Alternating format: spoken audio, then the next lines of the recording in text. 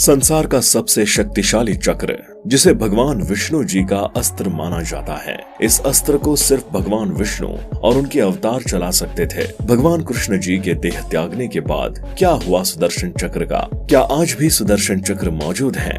सुदर्शन चक्र को किस प्रकार चलाया जाता था, क्या आपको मालूम है? आज इस वीडियो के जरिए हम आपको सुदर्शन चक्र के बारे में ऐसी बातें बताने वाले हैं जो आपने कभी भी नहीं सुनी होगी। क्या आपको पता है सबसे शक्तिशाली अस्त्र किसे माना जाता है? आपको बता दें कि हिंदू धर्म में सुदर्शन चक्र को सबसे शक्तिशाली चक्र माना जाता है। सुदर्शन चक्र दूसरे अस्त्र के मुकाबले में काफी अलग है। इसे खुद नहीं चलाया जाता है, इसे इच्छा शक्ति के जरिए ही चलाया जाता है।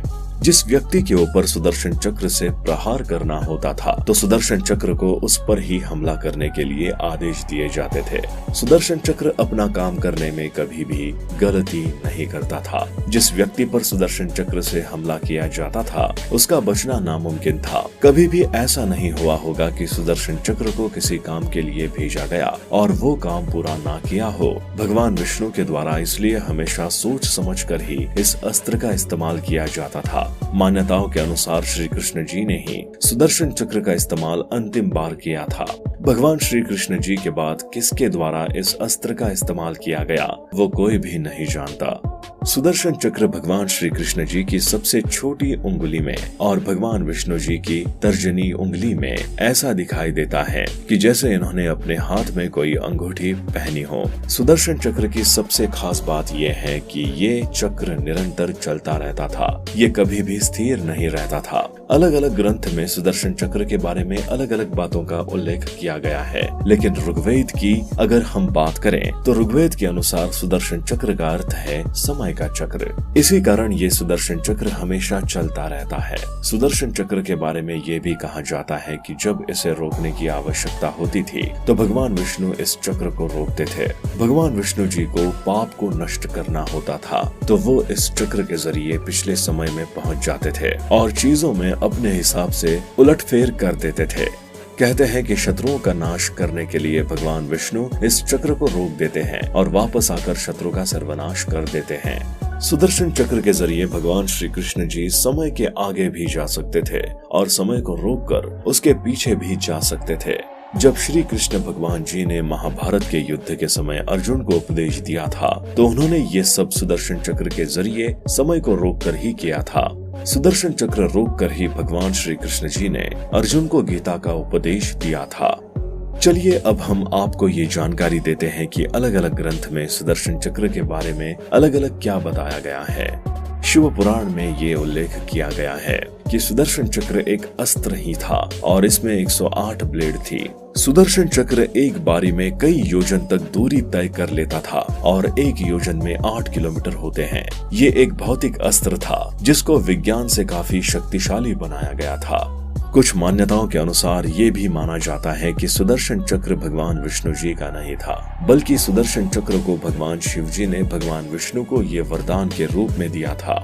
वाल्मीकि रामायण में सुदर्शन चक्र के बारे में ये कहा गया है कि सुदर्शन चक्र को विश्वकर्मा जी के द्वारा बनाया गया था, जिसे एक दानव ने अपने कब्जे में ले लिया था, लेकिन फिर भगवान विष्णु ने उस दानव का वध कर दिया था और सुदर्शन चक्र ले लिया था ताकि वो सुदर्शन चक्र का इस्तेमाल ना कर सके।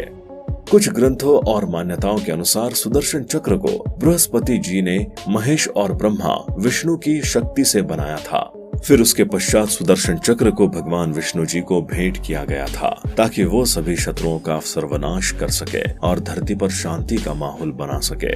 लेकिन कुछ शास्त्रों के अनुसार अलग तरीके से ही सुदर्शन चक्र को परिभाषित किया गया है। भगवान विष्णु जी की हर कथा से सुदर्शन चक्र को जुड़ा हुआ पाया गया है। ये कहा जा सकता है कि भगवान विष्णु के द्वारा स्वयं इस चक्र का निर्माण किया गया था। सुदर्शन चक्र से जुड़ी हुई वैसे तो अलग अलग प्रथाएं हैं, लेकिन अब तक सबसे अधिक जिस कथा से सुदर्शन चक्र को जोड़ा गया है वो कथा भगवान भोलेनाथ जी से जुड़ी हुई है। प्रसिद्ध एक कथा के अनुसार शत्रुओं और राक्षसों ने एक समय पर सभी देवताओं को बहुत ज्यादा परेशान किया हुआ था। आए दिन कोई ना कोई राक्षस देवताओं पर जुल्म करते रहते थे। जब सभी देवता काफी परेशान हो गए तो उन्होंने मिलकर इस समस्या से बाहर निकलने का उपाय ढूंढा। सभी देवताओं ने ये निर्णय लिया कि वो विष्णु भगवान जी के पास जाएंगे और इस समस्या का निवारण करने के लिए कहेंगे। सभी देवता भगवान विष्णु जी से मिलने के लिए उनके पास पहुँचे और देवताओं ने कहा कि आप इन राक्षसों का खात्मा कर दें ताकि सृष्टि में शांति का माहौल बन सके। हम इन राक्षसों से काफी परेशान हो गए हैं, हमारा पीछा कृपया करके इनसे छुड़वा लें। जब विष्णु जी ने शत्रुओं का नाश करने के लिए उन पर आक्रमण किया तो उन्हें ज्ञात हुआ कि इन राक्षसों के पास ऐसी शक्ति है जिससे वो बार बार जीवित हो सकते हैं और अपने शरीर पर लगे घाव को भी ठीक कर सकते हैं। इतना समझने के बाद भगवान विष्णु जी ने भगवान भोलेनाथ जी की मदद लेना चाहिए, इसलिए वो भगवान शिव जी से मिलने पहुँचे। जब वो भगवान शिव जी से मिलने पहुँचे तो भगवान भोलेनाथ अपनी साधना में लीन थे। भगवान विष्णु जी ने उनकी साधना पूरी होने का इंतजार किया। आपको जानकर हैरानी होगी कि इस इंतजार में उन्हें कई साल बिताने पड़े। वो हर रोज जब भगवान शिव जी की आराधना किया करते थे तो उन पर 1000 कमल के फूल चढ़ाया करते थे। भगवान विष्णु जी के द्वारा की गई आराधना से भोलेनाथ बहुत ज्यादा प्रसन्न हुए, लेकिन भगवान शिव जी ने सोचा क्यों ना भगवान विष्णु जी की परीक्षा ली जाए। इसलिए जब भगवान विष्णु 1000वां फूल इकट्ठा करने गए तो भगवान शिव जी ने उन्हें फूल इकट्ठा करने नहीं दिया। भगवान शिव जी ने एक फूल चोरी कर लिया और 1000 फूल विष्णु जी पूरे नहीं कर पाए। विष्णु जी को पहले तो समझ नहीं आया कि वो क्या करें, लेकिन उन्होंने फिर आराधना करते समय अपनी एक आंख को फूलों के साथ भगवान शिव जी की आराधना में अर्पण कर दी। भगवान शिव जी के प्रति विष्णु जी की इतनी आस्था देखकर भोलेनाथ जी प्रसन्न हो गए और इसी कारण विष्णु भगवान को दुनिया का सबसे शक्तिशाली अस्त्र सुदर्शन चक्र उपहार के रूप में भगवान शिव जी ने दे दिया।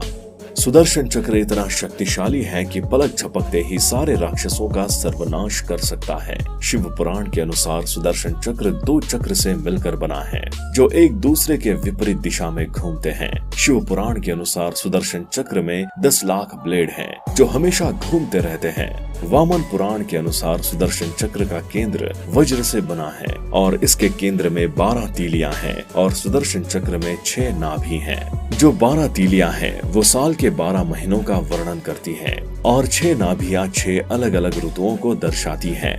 विष्णु पुराण के अनुसार सुदर्शन चक्र तुलसी के पत्ते पर भी समा सकता है। ये इतना हल्का होता है और इसके अलावा सुदर्शन चक्र विशाल भी हो सकता है जिसमें पूरा ब्रह्मांड समा सकता है।